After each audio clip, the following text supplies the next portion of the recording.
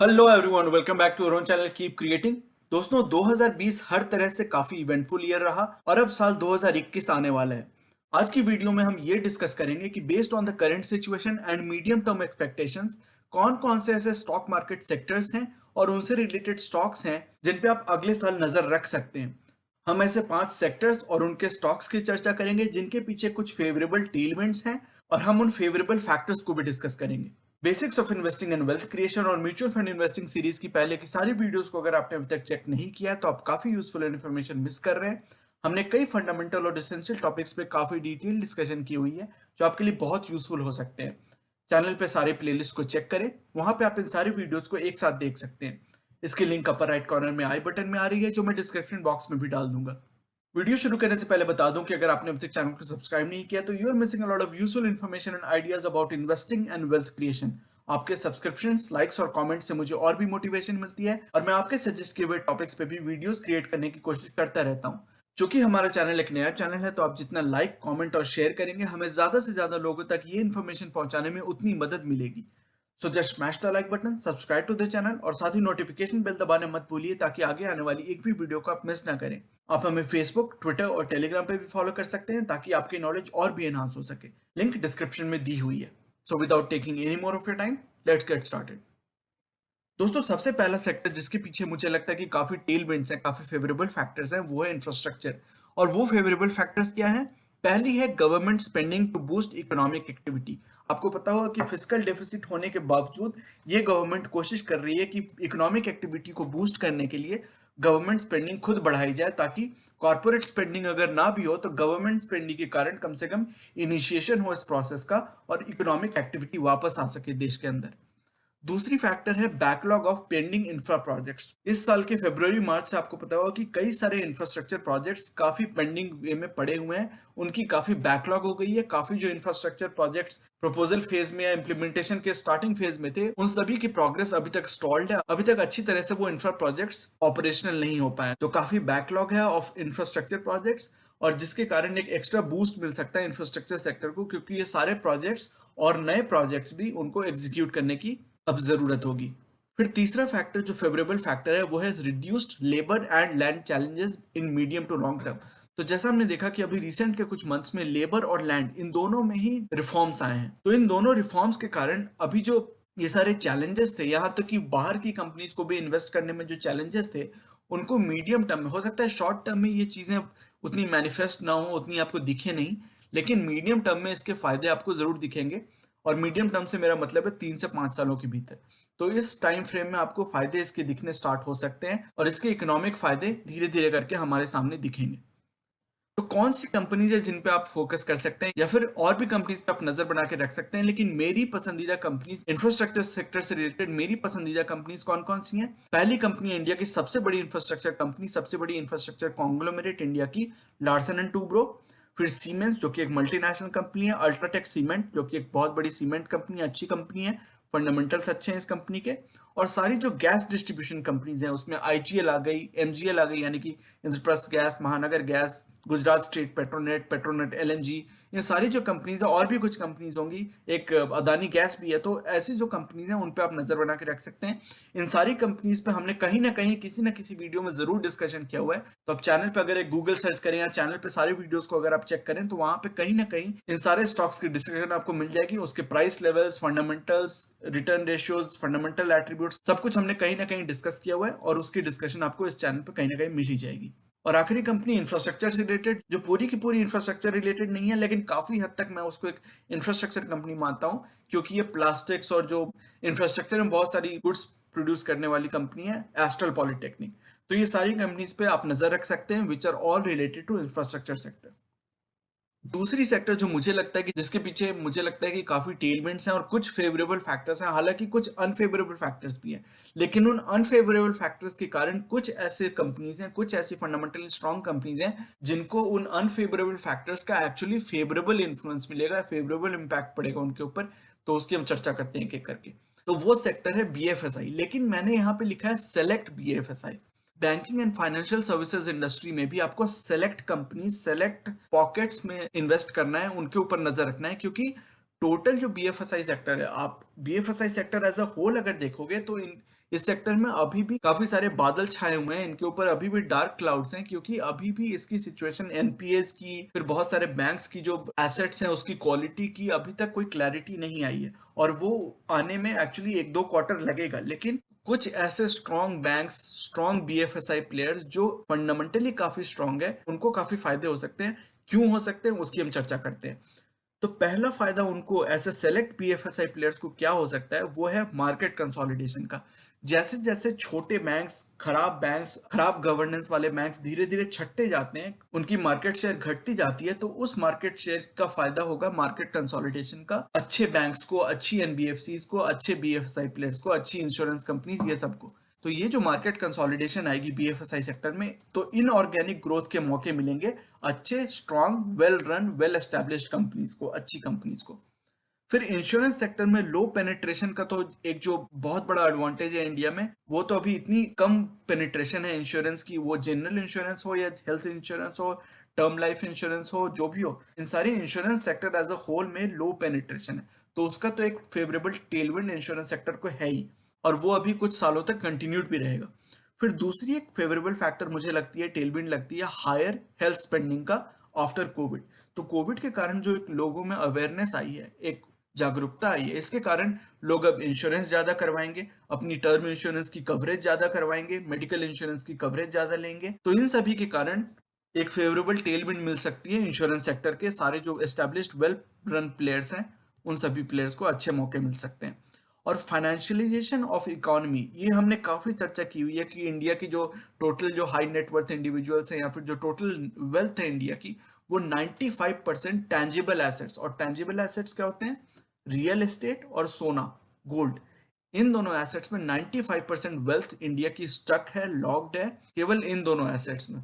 तो जो financial assets हैं, वो चाहे एसेट मैनेजमेंट कंपनीज हो या इंश्योरेंस सेक्टर की कंपनीज हो या बैंक्स हो, एफडीज हो, फाइनेंशियल एसेट्स हो, इन सभी की पेनिट्रेशन अभी भी बहुत कम है। केवल 5% वेल्थ इन सारे सेक्टर में, और केवल 2 to 3% लोग म्यूचुअल फंड्स और इक्विटी मार्केट में इन्वेस्ट करते हैं। तो आप सोचिए कि कितनी ज्यादा अभी टेलविंड है, कितनी ज्यादा पोटेंशियल है, कितनी ज्यादा ग्रोथ की पोटेंशियल है आगे चल के अच्छे प्लेयर्स के लिए। तो ऑर्गेनिक ग्रोथ आने वाली है फाइनेंशियलाइजेशन ऑफ इकोनॉमी से, और इनऑर्गेनिक ग्रोथ आने वाली है मार्केट कंसोलिडेशन से। तो इन दोनों फैक्टर्स के कारण सेलेक्ट बीएफएसआई प्लेयर्स को काफी अच्छे टेलविंड्स मिल सकते हैं। बीएफएसआई सेक्टर के स्ट्रॉन्ग प्लेयर्स के ऊपर तो हमने एक डेडिकेटेड वीडियो ही बनाई थी, तो उसमें सारे प्लेयर्स की हमने डिस्कशन की थी, डिटेल डिस्कशन की थी, तो उस वीडियो को भी आप चेक कर सकते हैं। अदरवाइज यहाँ पे भी मैंने उन सारे नामों को यहाँ पे इंक्लूड किया, और इन सभी पे आप नजर बना के रख सकते हैं। वो नाम क्या है, एचडीएफसी बैंक, कोटक बैंक। तो बैंकिंग सेक्टर में मुझे ये दोनों बैंक बहुत ज्यादा पसंद है। लाइफ इंश्योरेंस सेक्टर में एचडीएफसी लाइफ मुझे पसंद है। जनरल इंश्योरेंस में आईसीआईसीआई लॉम्बार्ड। एनबीएफसी सेक्टर में बजाज फाइनेंस और एचडीएफसी यानी एचडीएफसी लिमिटेड। और एसेट मैनेजमेंट कंपनीज में एचडीएफसी एएमसी। तो और भी कुछ कंपनीज हैं, आईसीआईसीआई बैंक, एक्सिस बैंक को भी आप देख सकते हैं। लाइफ इंश्योरेंस में आईसीआईसीआई प्रू, एसबीआई लाइफ, इनको भी देख सकते हैं। बट मेरी पसंदीदा कंपनी की अगर बात करेंगे तो ये सारी कंपनीज मुझे पसंद आती हैं, और ये मुझे बीएफएसआई सेक्टर में ये सिलेक्टेड स्टॉक्स मुझे हाई पोटेंशियल वाले, हाई ग्रोथ पोटेंशियल वाले स्टॉक्स लगते हैं। अगली थीम, अगला सेक्टर जो जिसके पीछे मुझे लगता है कि काफी फेवरेबल टेल विंड्स हैं, वो है कंजम्पशन थीम। और कंजम्पशन थीम एक बहुत ही बड़ी थीम है, इसमें बहुत सारे सेक्टर्स आ जाते हैं। और एक्चुअली कंजम्पशन थीम से रिलेटेड एक वीडियो भी हमने, 2 वीडियोस क्रिएट की थी, उसमें सारे स्टॉक्स की डिस्कशन की थी कि कंज्यूमर थीम से या कंजम्पशन थीम से रिलेटेड, कंज्यूमर सेक्टर से रिलेटेड कौन कौन से स्टॉक्स जो मुझे पसंद आते हैं। तो उसमें हमने काफी डिटेल डिस्कशन भी की थी। लेकिन कंजम्पशन थीम के पीछे जो फेवरेबल टेल विंड्स हैं वो क्या क्या है। तो पहला टेल विंड है लार्ज कंजम्पशन बेस। इंडिया की जो मिडिल क्लास है या जो कंजम्पशन बेस है, वो इतनी भूखी है, उसके अंदर अभी भी कंजम्पशन की इतनी ज्यादा पोटेंशियल है, तो बहुत बड़ा स्कोप देता है ग्रोथ के लिए इस कंजम्पशन थीम से रिलेटेड स्टॉक्स को, इस कंजम्पशन थीम से रिलेटेड बिजनेसेस को। वाइब्रेंट यंग डेमोग्राफी, आपको पता हो कि इंडिया की जो डेमोग्राफिक डिविडेंड है, 65% of the population is below the age of 35 in India. तो इस नंबर को एसिमुलेट करके, अंडरस्टैंड करके आप समझ सकते हैं कि कितनी बड़ी पोटेंशियल है कंजम्पशन के लिए इंडिया के अंदर। Pent up consumer demand, Covid में लोगों ने घर पे बैठ के बस कंज्यूम किया है, बाहर की कंजम्पशन अभी सारी की सारी travel related, vacation related, theatre related, बाहर जाके खाना पीना, क्लोथिंग, शॉपिंग, ये सब जो सारे वेरेबल्स हैं या कुछ भी ऐसे, ऐसी कोई भी चीजें जो बाहर निकल के आप करते थे, वो सारी चीजें बहुत सारे मंथ से बंद हैं या फिर बहुत लिमिटेड लेवल पे हैं। तो पेंटअप कंज्यूमर डिमांड जो है उसकी भी एक टेलविंड मिलेगी कंजम्पशन थीम के स्टॉक्स को। और सस्टेन्ड मीडियम टर्म अर्निंग्स, ये जो कंजम्पशन थीम है, ये जो वाइब्रेंट यंग डेमोग्राफी है इंडिया की, ये ऐसा नहीं कि 1-2 साल की बात है, ये मीडियम टर्म पर्सपेक्टिव से या आप लॉन्ग टर्म पर्सपेक्टिव से भी कह सकते हैं कि कम से कम 5-10 सालों की ये स्टोरी, आपको ग्रोथ स्टोरी दिख सकती है कंजम्पशन थीम से रिलेटेड स्टॉक्स की। तो कौन कौन से स्टॉक्स हैं जो मुझे पसंद आते हैं जो कंजम्पशन थीम से रिलेटेड है? आप देख सकते हैं कि बहुत सारे सेक्टर्स के काफी सारे स्टॉक्स यहाँ पे इंक्लूड किए हुए हैं। आज आप आराम से वीडियो पॉज करके देख सकते हैं। ये सभी नाम, ये सभी स्टॉक्स अलग अलग इंडस्ट्री के हैं, but all of them are related to consumption theme, the consumption sector. ये सभी कंजम्पशन थीम से रिलेटेड स्टॉक्स हैं।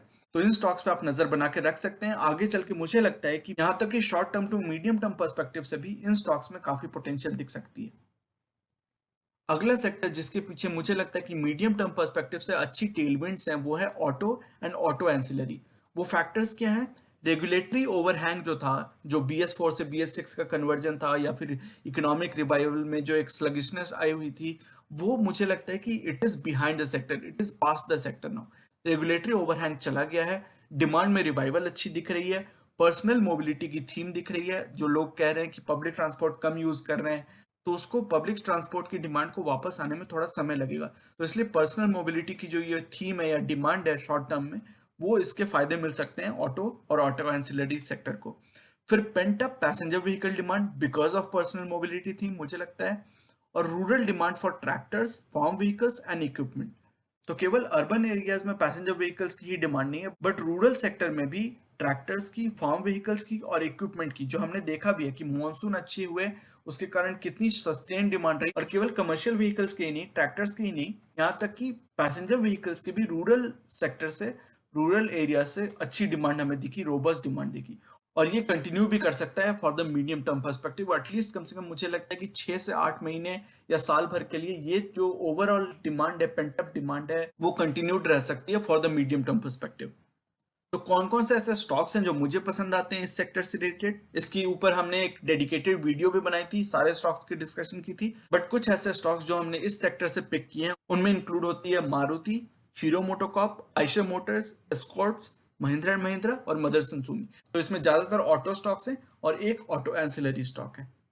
अगला और आखिरी सेक्टर जो मुझे लगता है कि कम से कम short term to medium term perspective में जिसके ऊपर फेवरेबल फैक्टर्स हैं या फिर टेलविंड्स हैं, वो है टेलीकॉम सेक्टर। और यूजुअली आप देखें कि मैं टेलीकॉम सेक्टर रिटेल इन्वेस्टर्स को इन्वेस्ट करने के लिए मैं सजेस्ट नहीं करता या मेरी एडवाइस नहीं रहती है, क्योंकि एक साइक्लिकल सेक्टर है और मुझे बहुत ज्यादा स्ट्रक्चरल स्टोरी इसमें ग्रोथ पोटेंशियल नहीं दिखती। लेकिन मीडियम टर्म पर्सपेक्टिव से अगर आप इसमें थोड़ा बहुत इन्वेस्ट करना चाहते हैं तो कर सकते हैं, लेकिन as an investment for long term मुझे अभी भी बहुत ज्यादा अपीलिंग नहीं लगता। इसलिए this is not my favourite sector, but still medium term perspective से कुछ फेवरेबल फैक्टर्स हैं जिनके कारण मुझे लगता है कि मीडियम टर्म पर्सपेक्टिव से एक अच्छी इन्वेस्टमेंट ऑप्शन हो सकती है अगर आपकी टेलीकॉम सेक्टर में इन्वेस्टमेंट करने की थॉट प्रोसेस ऐसी बनती है तो वैसे फेवरेबल फैक्टर्स क्या हैं? पहली है shift in focus away from price war. ये बहुत बड़ी फैक्टर है। सारे जो प्लेयर्स हैं, अब तो मोस्टली 3 ही प्लेयर्स बचे हैं और 2 बड़े प्लेयर्स और एक वोडाफोन आइडिया VI छोटा प्लेयर। तो मार्केट शेयर मोस्टली जियो की और भारती एयरटेल की काफी बढ़ गई है। उन्होंने काफी सारा मार्केट शेयर कैप्चर किया है फ्रॉम VI। तो अब इन्होंने, ये बड़े प्लेयर्स ने इन्होंने ये डिसाइड किया कि ये प्राइस वॉर में एंगेज नहीं होंगे। ऐसा नहीं कि कोई 200 रुपए का मंथली पैकेज दे रहा है तो मैं 175 का पैकेज देके कुछ कस्टमर्स को अपने अंदर लाने की कोशिश करूं। तो इन्होंने ये डिसाइड किया है कि enough is enough, price war अब दूर रखते हैं। पीयर प्राइसिंग का जो कंपटीशन है वो धीरे धीरे कम होगा। ये चाहते हैं कि सब लोग साथ में प्रॉस्पर करें, सब लोग बढ़ें। इसलिए इन्होंने प्राइस वॉर की जो ये कंपटीशन की जो मेंटालिटी थी उसको कट बैक कर लिया है। तो सारे प्लेयर्स अब चाहते हैं कि उनकी रीजनेबल वे में रेवेन्यूज और प्रॉफिट्स बढ़ें। फिर दूसरी जो फैक्टर है आरपूज, यानी कि एवरेज रेवेन्यू पर यूजर। ये नंबर्स धीरे धीरे आपने देखा होगा, हमने वीकली मार्केट हाइलाइट्स में कई बार इसको डिस्कस भी किया है। भारती एयरटेल के नंबर्स, जियो के नंबर्स और वोडाफोन आइडिया के नंबर्स। तो इन सभी की जो आरपूज है, एवरेज रेवेन्यू पर यूजर, ये नंबर धीरे धीरे बढ़ रही है। पहले जो ये नंबर 125 126 हुआ करती थी, अभी बढ़ के कम से कम 165 170 के आसपास पहुंच गई है भारती एयरटेल की। फिर इसी तरह से रिलायंस जियो की और VI के नंबर्स भी, हालांकि VI के नंबर्स थोड़े कम है, बट जियो की और भारती एयरटेल के जो नंबर्स हैं वो काफी हेल्दी होने लगे हैं धीरे धीरे करके। फिर outlook for increase data usage due to work from home shifts. तो आपको पता होगा कि कई सारी कंपनीज, यहाँ तक कि उन्होंने ये भी कहा है कि कोविड के जाने के बाद भी जब सब लोग वैक्सीनेट हो जाएंगे और ये Covid chapter will be behind us, even after that companies ने कहा है कि वर्क फ्रॉम होम कल्चर किसी न किसी एक्सटेंट में, किसी न किसी डिग्री में वो इनकॉर्पोरेट करेंगे कंपनीज के अंदर इफ इट इज पॉसिबल। अब कुछ कंपनीज तो जैसे इक्विपमेंट बनाती है, मशीन बनाती है, तो obviously they can not work from home, और at least most of their employees can not work from home. लेकिन आईटी सेक्टर से रिलेटेड या फिर जो कंसल्टेंसी कंपनीज हैं, सर्विसेज कंपनीज हैं, इन सभी में work from home is not a big deal. They now understand कि actually it can help us cut cost and increase their profitability. तो लोग work from home, probably it will become a thing now, it will become a permanent thing now. तो जैसे जैसे ये shift होगी work from home की, वैसे वैसे डेटा यूसेज बढ़ती जाएंगे, हमें इंटरनेट यूसेज अपना बढ़ाना पड़ेगा। ऑब्वियसली जब आप घर से काम करोगे तो आपको कनेक्टिविटी के लिए इंटरनेट चाहिए ऑल टाइम, 24/7 आपकी इंटरनेट होनी चाहिए, अच्छी होनी चाहिए, अच्छी बैंडविड्थ वाली होनी चाहिए। तो अच्छी बैंडविड्थ की इंटरनेट 24/7 कनेक्टिविटी के लिए आपको प्राइस पे करना पड़ेगा, राइट? तो इनकी आरपूज उस तरह से भी बढ़ सकती हैं। तो there will be increase data usage because of work from home shift.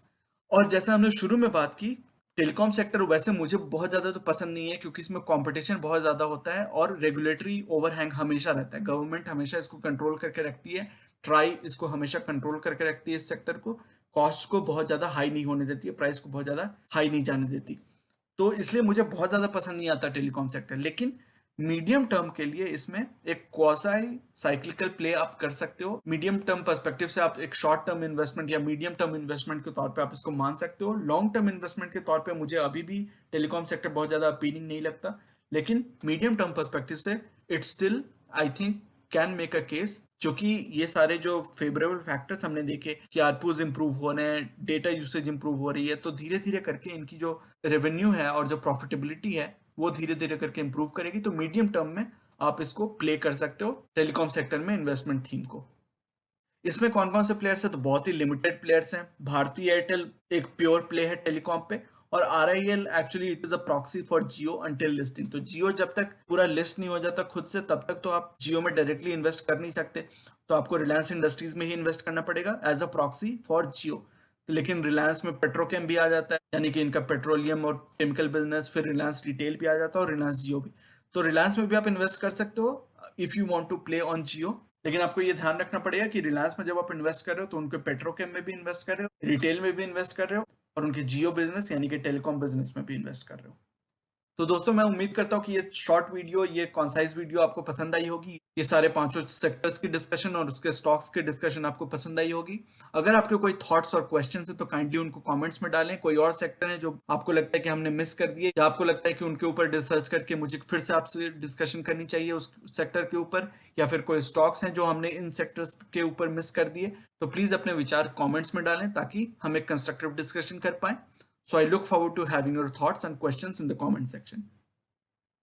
तो दोस्तों ये था आज का वीडियो।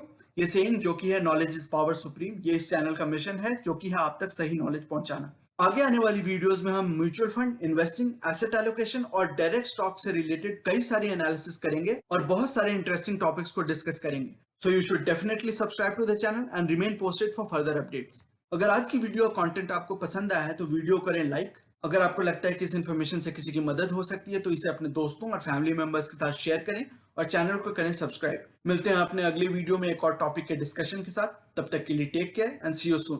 Bye bye.